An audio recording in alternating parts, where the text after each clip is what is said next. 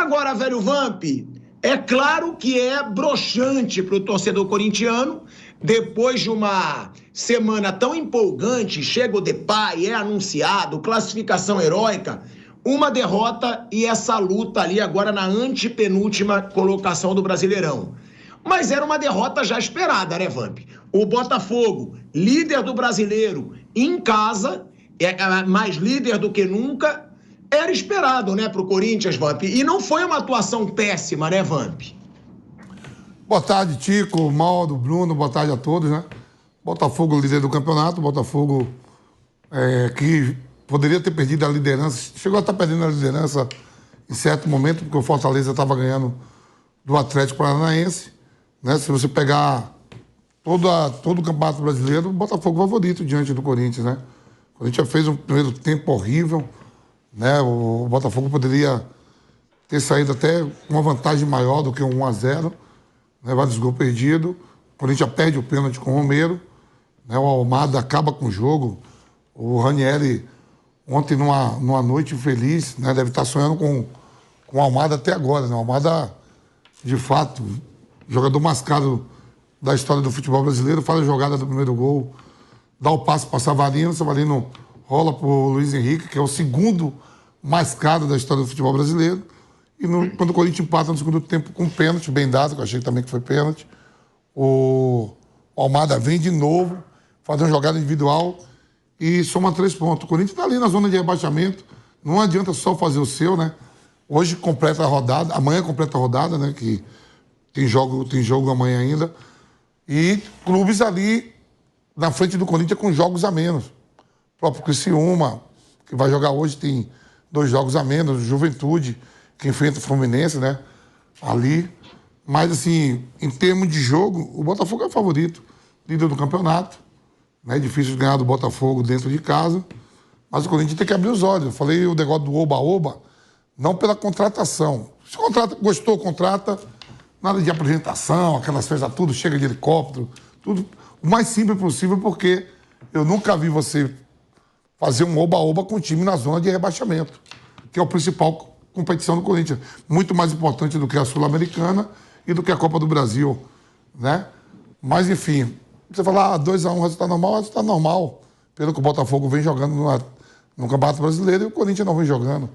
E o Corinthians agora tem que torcer para alguns resultados na rodada de hoje. E de amanhã também, que o Cuiabá joga amanhã. Tipo, que o Fluminense e Juventude empate, o Criciúma perca hoje do Palmeiras. Tem que visar esses 2 times, né? Porque tá difícil, viu, Tico? Tá muito difícil, Vamp. E pro desespero do torcedor corintiano, né? Ele tem que perceber, não, você falou do Cuiabá, tem o Atlético Goianiense, mas eu acho que o torcedor corintiano, ele tem que esquecer o Cuiabá e o Atlético Goianiense. Eu acho que ele tem que pensar em quem tá na frente, né? Pra ele sair dessa situação. Se o Cuiabá ganhar amanhã, passa o Corinthians. Sim, mas então, é isso que eu tô falando. O Cuiabá, ele vai passar o Corinthians com um jogo a menos, porque ele vai para 25 com esse jogo agora. Ele vai ter um jogo a menos. Ou seja, o Cuiabá já é para ficar tenso, então. Me desculpa, eu tava pensando mais nos da frente.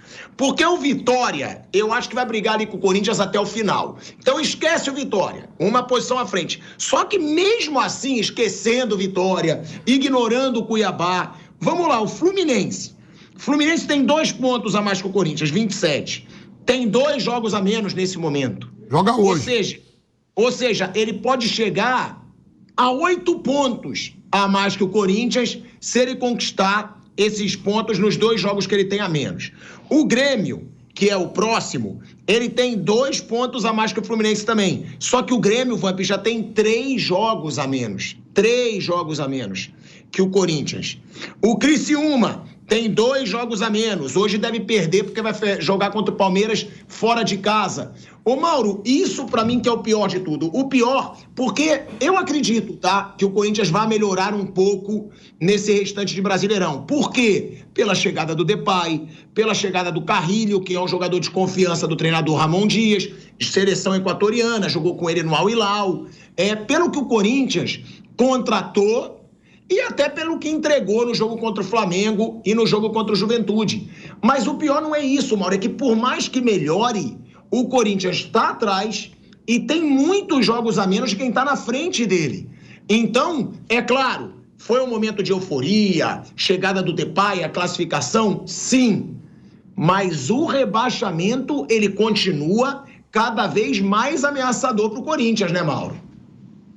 Acho que a grande questão que envolve o Corinthians é assim, primeiro, assim, a mobilização deveria ser toda ela voltada para o Campeonato Brasileiro, que a situação é muito perigosa, extremamente delicada. Mas não é o que está acontecendo. Você vê uma semana inteira de um jogo com o Botafogo, esse jogo tinha que ser o alvo do Corinthians.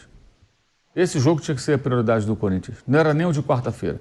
Por quê? Porque o Corinthians perdeu muitos pontos em casa, em vários empates, e agora, para ele escapar, ou ele vai ter que ter um aproveitamento dificílimo de alcançar, que é praticamente vencer todos os seus jogos em casa, ou buscar pontos improváveis. Se você perde muitos pontos em casa, pontos teoricamente ganhos, né, que você espera ganhar, você precisa, fora de casa, buscar pontos improváveis, como, por exemplo, um empate com o Botafogo. Não dá para o Corinthians não está em condições de ir ao Rio de Janeiro e pensar, não, eu vou perder mesmo, esse jogo eu estou perdendo. Não, não está. Ele tem que pontuar. Essa é a questão. E a mobilização não houve. Há quem compare, por exemplo, o jogo do Corinthians com o Flamengo com o jogo do Fluminense com o Palmeiras.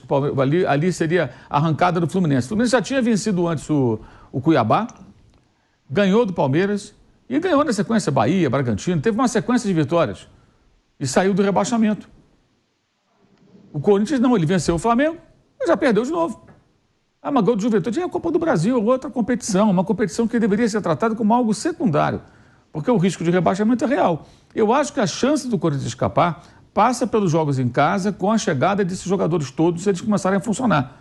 Carrilho, Depay, se esses caras entrarem bem no time, pode começar a decidir jogos. Aí o time pode pontuar em casa e escapar. Eu acho que essa é a grande expectativa que deve haver.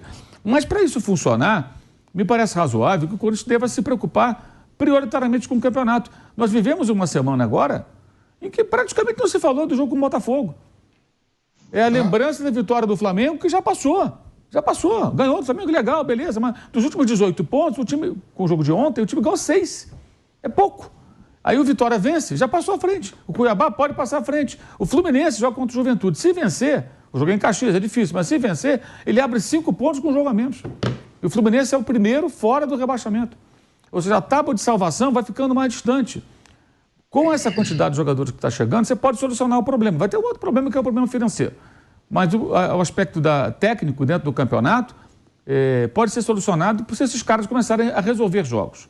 Mas aí eu acho que o Corinthians deveria estar preocupado com o campeonato mais do que parece. Essa semana tivemos euforia pela classificação contra o Juventude. Parecia até que o Corinthians estava jogando a Copa do Brasil e tranquilo no Campeonato Brasileiro, porque não se falava desse jogo de ontem. No primeiro tempo, o Corinthians foi amassado ontem, gente. Amassado pelo Botafogo. O Almada acabou com o jogo. O Hugo Vamp tinha feito 7 defesas. 7, quando saiu o gol do Luiz Henrique. Que foi um gol que o Botafogo entrou tabelando dentro da área. Negócio impressionante. Toma, vem cá, vem aqui, toma ali. Empurrou para o gol vazio. Foram 7 defesas do Hugo. O Corinthians tinha dado 2 finalizações. Aí o Corinthians teve uma sorte. Mas se fizesse... Cara, o pênalti foi um presente, uma tolice do Marçal. Aliás, 2 pênaltis imbecis do Botafogo, né? Muito bobos. O Barbosa, que é todo atabalhoado. O Barbosa é um jogador que destoa no Botafogo, inclusive, que eu acho ele extremamente... É um zagueiro de muita imposição física que muitas vezes passa do ponto. Os pênaltis que o Botafogo cometeu foram todos. E, assim, quero dizer o seguinte, o Corinthians nem criou situações para o pênalti inevitável. O Marçal tolamente foi lá e derrubou o Mateuzinho. E o outro foi uma bobagem total. Só acompanha. Pra quê? Aí chega todo cheio de disposição ali e tal. Mas o Corinthians teve essa sorte. Teve o pênalti. O pênalti foi um ponto fora da curva, gente. O Corinthians não trabalhou nada para fazer um gol no primeiro tempo. Nada. Aí teve a chance. Aí perde o pênalti. A culpa é do Corinthians, pô. Foi incompetente ainda. Uma cobrança ridícula do Romero, com pulinho, saltinho, aquela papagaiada ali. Meu amigo, na situação do Corinthians, não pode ficar brincando. Cara, ganhamos um pênalti, tá 1-0. Porra, escolhe o canto, bate com força, com convicção ali, faz o gol e se livra do problema. Mas não, aí ele quer fazer graça naquela situação, aí perdeu. Aí vem o segundo tempo. Aí o Corinthians melhora no segundo tempo. Depois ele mexe no time e tal, o Corinthians melhora. Tanto que quando o Corinthians faz o gol de empate, o Botafogo nem tinha finalizado ainda. E o Corinthians começou a finalizar. Poucas vezes na direção do gol, mas começou a ameaçar mais, porque tinha que sair para o jogo. Mas logo que fez o gol de empate, imediatamente tomou o gol. Um gol até com uma dose de azar, que a bola resvalou, mas tomou o gol e o Botafogo administrou. O Botafogo não fez um bom segundo tempo e perdeu muitas oportunidades no primeiro tempo. Mas não acho que o Corinthians fez um grande jogo. A imagem final do segundo tempo, ela acabou sendo positiva, mas o jogo se faz de 2 etapas. A primeira foi muito fraca. Escapou de tomar mais gols. E eu acho que o Corinthians não está se mobilizando como deveria para esses jogos. Eu nem vou falar nesse momento de questões como, por exemplo, a apresentação da dívida que foi apresentada e nenhuma solução foi assinada pelos dirigentes. Temos uma dívida de 2,3 bilhões, um pouco mais. Estamos pensando não, amigo. Tinha que chegar e falar, olha, o nosso plano para resolver isso aqui de imediato. Primeira providência é essa, a segunda é aquela. Não apresentaram nada. Essa dívida todo mundo já sabe, né, Mauro? Sim, já sabia, estava 2 bilhões e 200. Todo mundo já sabia. Com as contratações já se imaginava 2.300, 2.300 e pouco, 2.400, sei lá. Então, quer dizer, não é uma novidade. Não, porque isso aqui não foi computado, não foi da outra gestão. Não interessa se veio da outra gestão, gente. Quem assumiu a bucha. Tem que encontrar solução. Aí o Fred Luz, né, que equivocadamente é visto por muitos como o cara que salvou o Flamengo, é uma bobagem, não foi ele. Ele é um profissional da área comercial que foi lá para cuidar do marketing, da área comercial do Flamengo, depois virou CEO. Mas não foi ele que comandou, não passa longe disso, ele era um funcionário do Flamengo. Os dirigentes que arquitetaram a mudança não passa longe do Fred Luz, depois ele teve uma participação ali como uma das pessoas da diretoria. Aí ele fala, não, que o Flamengo queria ser o Corinthians. Fala isso, sabe para quê? Para iludir você, torcedor do Corinthians. Viu? Vocês queriam ser o... Claro que o Flamengo 2013 queria ser o Corinthians era o campeão do mundo, campeão da Libertadores, tinha uma dívida de 111 milhões, totalmente administrada, e o Flamengo era um clube falido, com quase 800 milhões de dívida, que hoje seriam uns 2 bi. Então o Flamengo queria ser o Corinthians, que o Corinthians era o símbolo de sucesso, e o Flamengo era o fracasso. Só que os papéis se inverteram. Isso foi em 2012, 13. Hoje o Flamengo tem uma situação privilegiada dentro do que é o futebol brasileiro, o Corinthians está numa draga financeira terrível. Falar isso para agradar o torcedor não vai resolver o problema, gente. Estão te enganando, estão te iludindo, cara. Estão te tirando de bobo. Um discurso que só vai fazer o torcedor ficar ali anestesiado e pensar, não, cadê a solução? Por que o Fred não apresenta uma solução? Por que o diretor financeiro não apresenta uma solução? Gente, nós vamos fazer isso, vamos pagar as dívidas de curto prazo.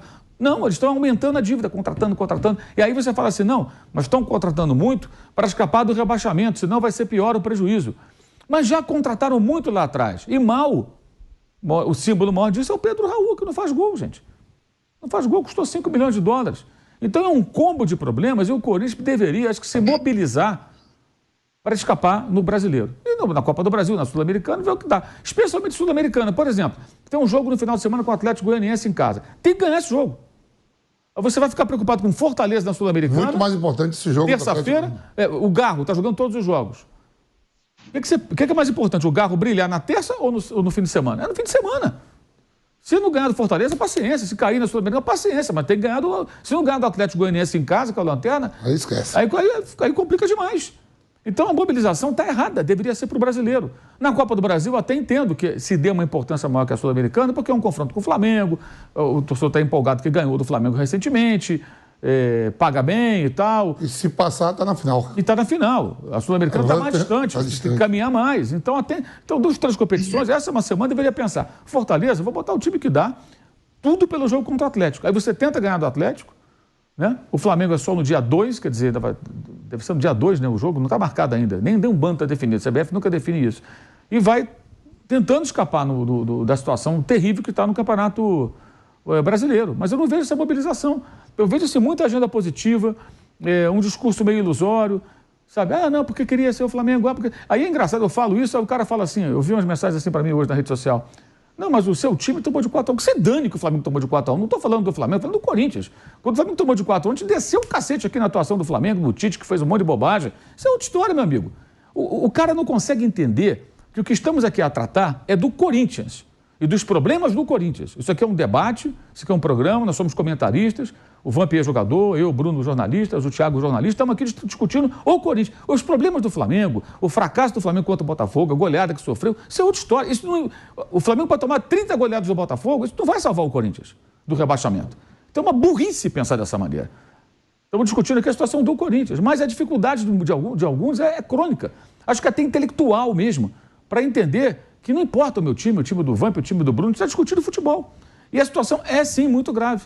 Muito grave. O jogo de ontem tem 2 tempos, para o segundo tempo, que foi até bom dentro da circunstância, mas o primeiro foi muito ruim. Se o Botafogo, não o Hugo tem jogado muito bem, podia ser 2-3-0, o Botafogo resolvia rapidamente o jogo. Comecei do jogo, ele pegou uma cabeçada do atacante lá, o Jesus, como é? Igor Jesus. Aquela cabeçada pequena na área. Tudo a queima-roupa. Quer dizer, aí até ele ficou com raiva quando tomou o gol, jogou a garrafa no chão, falei, pô, que adianta, faz 7 defesas aqui, algumas difíceis. Aí o cara entra na cara do gol, o Luiz Henrique faz o gol, né? Jogada do Almada com o Savarino e o gol do Luiz Henrique. Então é uma situação muito delicada, que requer um pouco de inteligência, menos bobagem, menos essa coisa clubista imbecil, sabe? Enfim, mas como tem muita gente que fica vendendo agenda positiva, tem gente reclamando da arbitragem. Ah, porque não sei o quê, porque não expulsou, porque, gente, 2 pênaltis. O cara marcou os 2. Se o Daronco quisesse ser caseiro ontem, ele não dava o segundo. Não dava. Ah, foi nas costas, faz de conta que foi no ombro. Não dá o pênalti e acabou. Entendeu? E realmente foi um empurrão nas costas, foi uma bobagem do Barbosa. Mas a arbitragem marcou os 2 pênaltis. E o Corinthians não aproveitou um. Quer dizer, a sorte lhe sorriu e não soube aproveitar. Hoje, aliás, no jogo do Arsenal contra o Tottenham, no gol da vitória do Arsenal, no gol do Gabriel Magalhães, ele dá um empurrãozinho no Romero, na origem do lance. A bola parte. Isso aqui o Vachama, né? Dá aquele empurrãozinho malandro assim, a bola é disputa de espaço. Cabeceia, gol. Mosca, ficou olhando, ninguém reclama. Os jogadores do Tottenham ficam se olhando assim, tipo, pô, tomamos um gol. Mas nada do VAR nem se mete, é o jogo. De manhã cedo já teve, modo no jogo da Itália. No jogo da Gênova com Gênova e Roma. Sim. O VAR demorou 7 minutos porque teve um problema. Mas os jogadores, ninguém questionou o juiz. Esse gol do Arsenal aqui seriam 15 minutos de VAR. Sim, fácil. E aí, né, é o que o Mauro fala, porque aí eu acho que é a unanimidade da gente aqui, né? Porque vai ter esse jogo contra o Fortaleza. Vai ser o jogo fora de casa contra o Fortaleza no Castelão. Aí, Bruno, eu pergunto pra você também, quero que o Vamp também responda, é jogo pra nem mandar os principais jogadores? Porque, ó, o Garro, como disse o Mauro, tá jogando tudo que é jogo. É o único cara do Corinthians que joga bem todos os jogos. Todos os jogos. Sempre participa de gol, sempre participa das jogadas. É o Garro. Agora, a gente tem que levar a sério a situação do brasileiro muito mais do que da Sul-Americana. Me desculpa, nenhum clube grande de verdade mesmo, dos grandões, comemora título de Sul-Americana. Pode até comemorar daquele jeito que a gente já viu alguns casos, somos campeões de tudo. Ou seja, temos a Sul-Americana, que é o caso do Internacional, o caso do São Paulo, mas esses clubes grandões mesmo, eles cagam pra Sul-Americana. Conquistou uma Sul-Americana, valeu. Mas não é aquela que quando você disputa com o teu amigo, teu time tem o quê? Meu time tem uma Sul-Americana. Que se dane que o time tem Sul-Americana. Agora, Bruno, tem o jogo contra o Atlético Goianiense, que é importantíssimo. Eu até esqueço esse negócio de confronto direto, porque eu acho que o confronto direto do Corinthians não é com o Atlético Goianiense. Eu acho que o Atlético Goianiense já caiu. Mas o Corinthians precisa ganhar. O Corinthians precisa dessa vitória, porque é o jogo mais fácil que você pode ter no Campeonato Brasileiro. É o lanterna dentro de casa. Aí que tá a pergunta, porque eu vou ter que concordar com o Mauro. E o torcedor corintiano, e pra mim com razão, ele não vai aceitar poupar jogador numa semifinal contra o Flamengo. Não vai. Primeiro, pra mim tá certo, tá? Aí eu coloco o peso de igual para igual. É claro que eu não prefiro ser campeão de uma Copa do Brasil e rebaixado. Mas não dá pra você poupar jogador contra o Flamengo, que ganhou a última final que teve de Copa do Brasil contra o Corinthians. São as 2 maiores torcidas do Brasil. É o Corinthians podendo chegar a um título que tá muito perto, porque é mata-mata. Então, o torcedor, ele não vai aceitar. O Corinthians não vai poupar na Copa do Brasil. Ou seja, tem que poupar tudo na Sul-Americana. Porque agora o foco principal é o brasileiro, é não cair, e não vai poupar time em semifinal nem em final de Copa do Brasil, né, Bruno? É delicado pro Ramon Dias, mas eu acho que agora é abandonar completamente a Sul-Americana, porque o pesadelo do rebaixamento está cada vez mais próximo. Eu quero dar um número aqui para vocês. O Corinthians conquistou só 7 pontos dos últimos 24 disputados aí pelo Brasileirão. Tem a pior campanha do Campeonato Brasileiro jogando fora de casa. Foram apenas 6 pontos, 14% de aproveitamento fora de casa. E aí eu quero passar o número para você, Bruninho. Faltam 12 jogos. Faltam 36 pontos a serem disputados. Ou seja, se o Corinthians não conseguir uma sequência de vitórias, ou pelo menos uma sequência sem derrotas, eu acho que vai ficar praticamente impossível fugir do rebaixamento, pelo que a gente já mostrou aqui. Os times todos que estão na frente têm jogos a menos que o Corinthians. A situação do Corinthians no Brasileiro ela é muito ruim e nunca deixou de ser ruim. Ela é ruim desde o início. Acho que essa questão da Sul-Americana já poderia ter feito até antes de deixar totalmente de lado. E até da Copa do Brasil eu deixaria. Até da Copa do Brasil, porque se tiver lá, quem não vai demorar para ter esse jogo? Se a situação do Corinthians, quando for enfrentar o Flamengo, for essa que está aí agora, e com menos jogos para disputar, né? Porque ele vai jogar pelo Brasileiro antes de jogar com o Flamengo, até a Copa do Brasil eu largaria. O Corinthians ele não pode cair. Esse é o ponto. O ano do Corinthians esportivo, dentro do que se tornou agora, o sucesso, né? Sucesso muito entre aspas, né? Sucesso dentro do que dá para fazer agora é não cair. E o fracasso é cair. Acho que não tem meio termo. Se cair e ganhar a Copa do Brasil é um fracasso. Então ele precisa não cair no Brasileiro. E realmente eu acho que muitas vezes, eu não sei se intencionalmente ou se é falta de noção mesmo, parece uma coisa, parece que está tudo bem, não, está tranquilo. O Corinthians ele realmente não está mobilizado como deveria, pelo menos dá essa impressão. Que foi realmente uma semana de festa, Cara, e o Vampeta falou isso várias vezes aqui. Pô, festa de quê? Pô, tá na zona do rebaixamento. Então, é uma situação muito complicada que eu não sei se realmente falta uma noção da realidade ou se querem vender algo positivo para fora, porque a situação é difícil e é difícil desde o início do campeonato. O Corinthians ontem fez seu 26º jogo. Ele ganhou 5 no Campeonato Brasileiro. Ele tem 5 vitórias em 26. Então a situação é muito complicada. Vai ter, por exemplo, lá na frente, Criciúma em Criciúma. É um confronto diretíssimo. Vitória em Vitória. E Vitória lá na Bahia. São 2 confrontos decisivos, são finais. Esses jogos são muito mais importantes que o jogo do Flamengo. Então, por exemplo, se for aquela semana, Flamengo, se o Corinthians estiver na zona de rebaixamento, tem o Flamengo quarta e o Criciúma em Criciúma domingo, o jogo é o Criciúma. Essa é a situação do Corinthians. Mas o torcedor não vai aceitar isso, Bruno. Tem uma hora que tem o torcedor, problema dele. Aceite o que quiser ou não, é problema dele. Vamos embora, vamos fazer o que é importante. E se o Corinthians cair, é um desastre, mesmo que ganhe a Copa do Brasil. O Corinthians não pode cair. Ele já está numa situação financeira terrível. Se ele cair, pior. Além do rebaixamento, da parte técnica de cair, do rebaixamento, todo o estrago que causa, na parte financeira fica ainda pior. Então, o Corinthians, eu acho que realmente ou tenta se jogar para a galera, não, tá tudo bem, ou realmente falta noção da realidade, porque a tabela, 26 jogos, 5 vitórias, é uma campanha terrível. Eu acho que realmente passou da hora de virar a atenção tudo para isso, para não ser rebaixado.